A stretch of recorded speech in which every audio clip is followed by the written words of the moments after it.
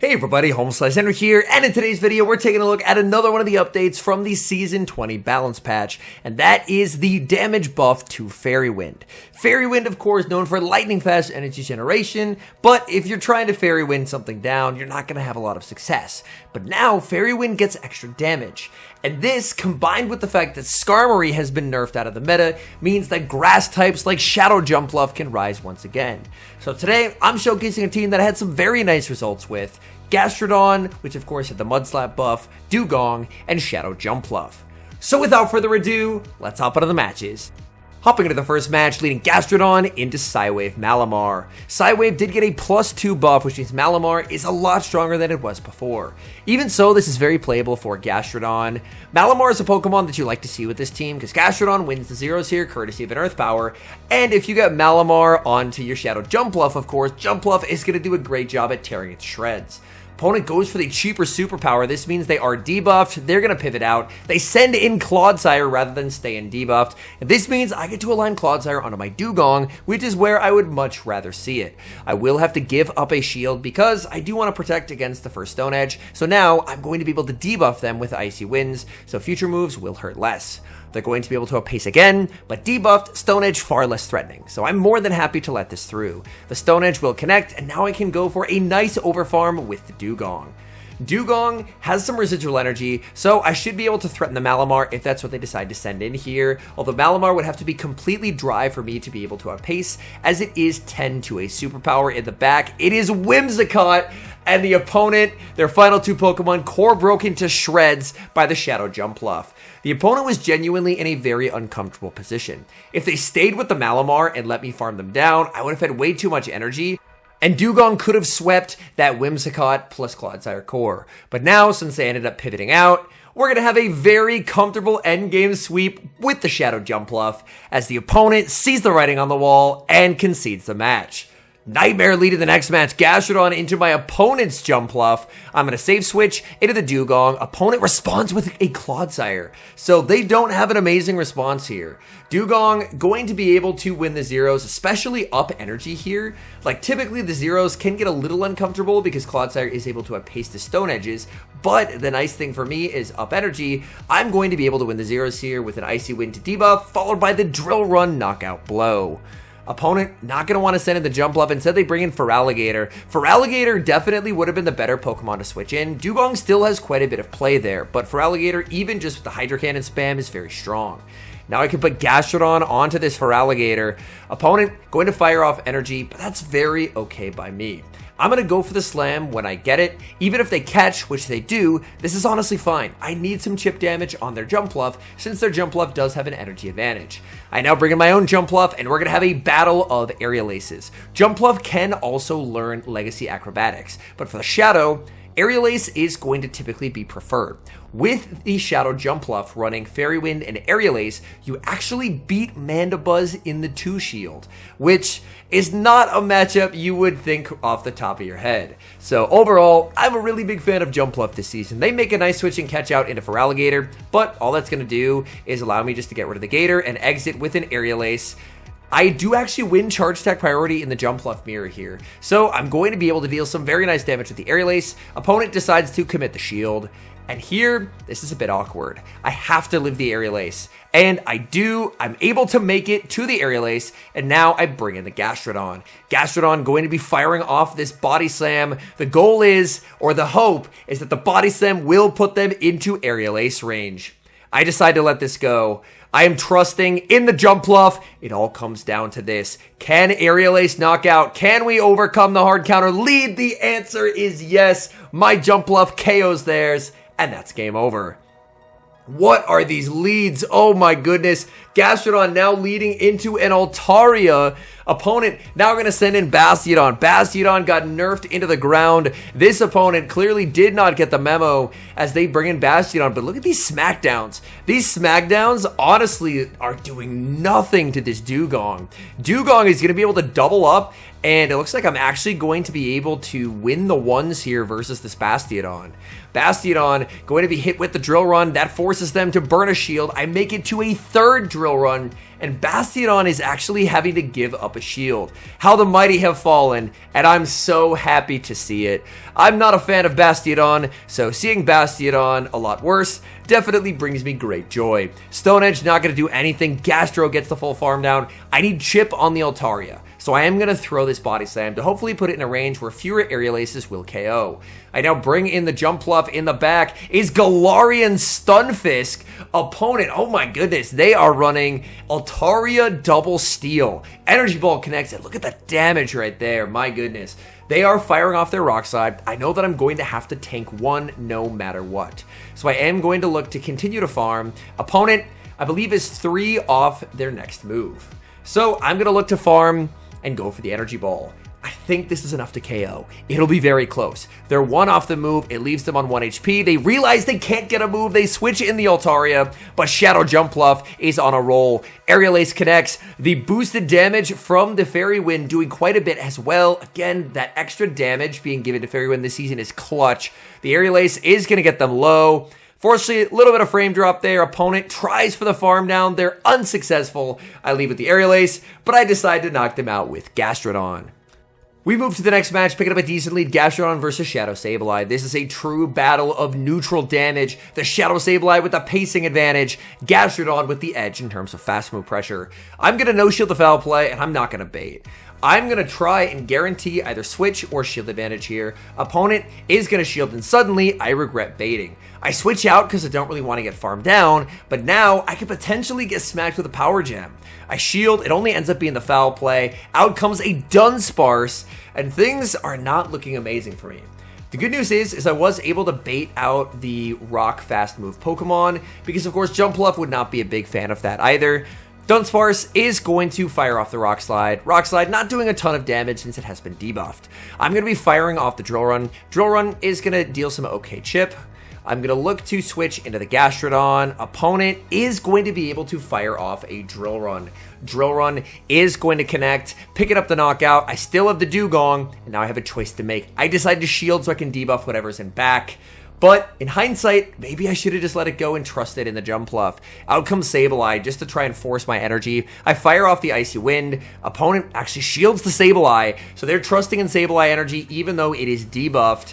In comes the Jumpluff, and I'm getting hit with a Power Gem. Even debuffed, this is going to hurt. Power Gem connects in the back. No, it's Diggersby. And in this moment, I realize I threw this game. If I did not shield the Dugong, and I just Fairy Winded down with the Jumpluff, this game would have ended in victory for me. Jumpluff does great into Diggersby, but unfortunately, I shield a low HP Mon, and my game ends with a Hyper Beam to the face.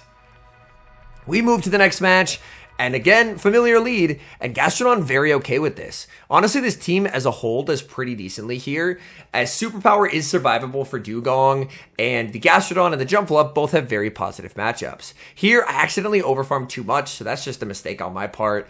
They're going to fire off a Superpower, they save switch into a Gastrodon, and you can never, ever save switch a Gastrodon, and this is the reason why Gastrodon's so dominating neutrally, but it is helpless against the Flyers. I can bring in the Jumpluff. There's just nothing Gastro can do. I fire off the Energy Ball. They realize they can't do anything, and they're just going to let it go.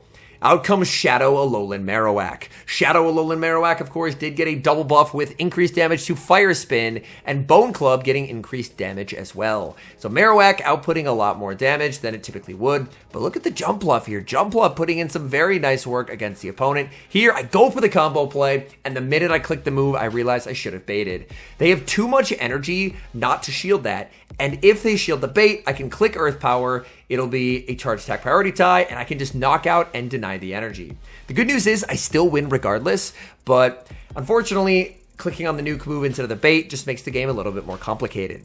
They make it to a Bone Club. I'm more than happy to shield, as all I have to do is just wait the turn, and there's no way for my opponent to win. So I wait the turn, watch the Fire Spin go through, fire off the Drill Run. That's going to be good night to the Alolan Marowak, and back in comes the Malamar. Malamar going to be hit with the Drill Run. Drill Run will output some very solid damage, and then I can just switch into the Jumpluff. One Fairy Wind, goodbye Malamar, and that's a 4-1 set. We now move to the next set, which you can clearly tell that I took a dinner break in between set 1 and set 2. I make a nice catch on a dugong, but if I had to do it over again, I definitely would have switched after 5 mud slaps. The reason being is that Bastiodon is 6'5". So, by switching when I did, they now make the Earth Power when I make the Icy Wind, and I'm forced to shield, whereas if I switched sooner, I could have outpaced. The good news here is I'm able to bait out their Clodsire. And Clodsire, of course, not a fun situation if you have a Jumpluff. So baiting this out is really good. I go Icy Wind into Drill Run, so I apply the debuff first, and then I look to fish for some very solid damage. They do not want to get farmed down, they'll Stone Edge, but this sets up farm for my Gastro, and my Gastro's energy is going to do very well against theirs. So down goes the Clodsire, but they bring out Mandibuzz. Oh boy, this is really not great for me. Mandibuzz, this is a matchup where Shadow Jumpluff can win the 2s, but it's still not a fun Pokemon to see for this core. I'm just going to get as much Body Slam damage as I possibly can. I'm going to farm it to the back-to-back. They make a beautiful catch onto their own Gastrodon. Here, I do go for an undercharge, and I should have gone for the farm down, but in my head, I thought they had the move, but they didn't have it. So they end up making a Body Slam versus the Jumpluff. That's just unfamiliarity with the new Mon counts. With Gastrodon, it's 4-3, 4-3. They hit Earth Power twice, so they were on a 4 cycle for Body Slam. So because I miscounted there, I've now taken damage to where an Aerial Ace coming through from the Mandibuzz might actually be able to knock me out. And that's really bad. I will fire off this Aerial Ace. Aerial Ace is going to be doing some okay damage, so they're forced to commit a shield. I'm firing off another Aerial Ace. I think I have back-to-back moves on Gastro. They end up waiting. I was going to do 1 and try and CMP sack, but they don't let that happen. I'm going to throw 2 and switch into the Gastrodon. I'm very, very close to a move. I'm 1 Fairy Wind off. The question will be, is can a Body Slam KO here? Again, Gastro just struggles so severely against the Flyers. It's going to get the Mandibuzz low. It all comes down to this. If they doubled up on Aerial Aces, they win. If not, I win. And they have it as close of a game as one can be. Both of us on 1 HP, but it's the Mandibuzz that reigns supreme. We see a very familiar lead. Everyone trying out the Malamars today. Malamar going to be firing off energy here. And again, very happy to let this go. They go for the foul play. I can look to farm up and pick up a knockout with the Earth Power if they decide to try and call a bait. I go for the Earth Power. A Malamar finally called the bait, and I win the zeros. In comes Clefable. Clefable has lightning fast pacing with that Fairy Wind and Swift combination. Swift, I believe, is straight 4. I farm up to the Earth Power. I want to try and threaten a shield from the opponent, and then I will look to switch out. Because the fact that they chose to stay in the lead and they brought in Clefable tells me that they might have something weak to Gastro on the back. So I do want to preserve it for later. Moonblast will connect, and there is the Clodsire. I had to bait this out, because once Clodsire is out of the way, your Grass-type Jumpluff is going to be in a great position to close out the game. Again, Icy Wind for the debuff, Drill Run for the damage, so the Drill Run will connect, getting them very low. Opponent, very nice overfarm, getting as much energy as they can, but Clodsire cannot hold 2 moves, which means I'm in no danger. I can just farm down, take basically no damage. In comes Clefable, and at this point, I mean, there's just nothing they can do. If they let the Body Slam go, I farm down. If they end up shielding it, then I can just bring in the Shadow Jumpluff, click Aerial Ace, and the game is over. They choose the latter. They're going to go for the Swift. I can go for the Aerial Ace. Aerial Ace is going to make quick work of that Clefable, and the game is over. Hopping into the next match, picking up a great lead, Gastrodon into Clodsire. Opponent safe switches into low kicks. Unfortunately, I'm a little slow on the counter switch to my Shadow Jumpluff. Now here, I end up making a fatal mistake. I actually need to shield the X-Scissor. Low Kicks is a very scary Pokemon. It can output serious damage. Sucker Punch is a Dark-type clone of what Counter used to be.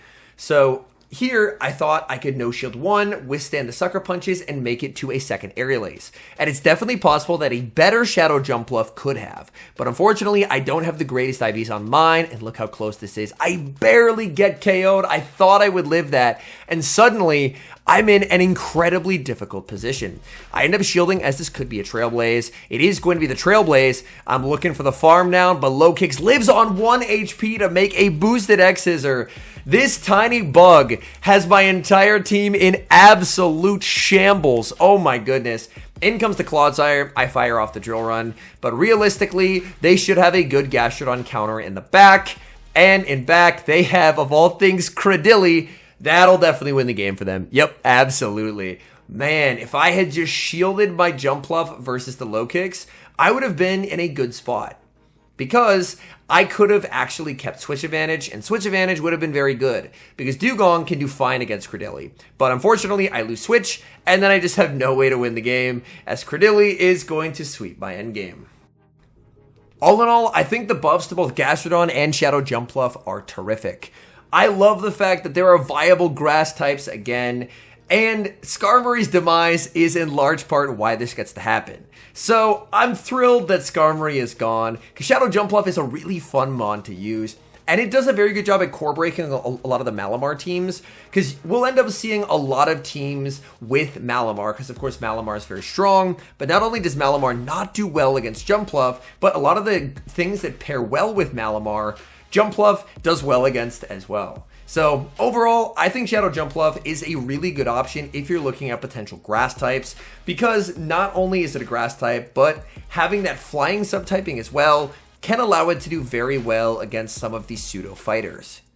Anyways, thank you guys so much for watching. If you're enjoying the content, make sure to leave a like and subscribe to the channel if you haven't. And a special thank you as always to our members here on YouTube. The support guys provide is sincerely appreciated. So thank you guys oh so very much. And until next time, I've been HomeSliceHenry.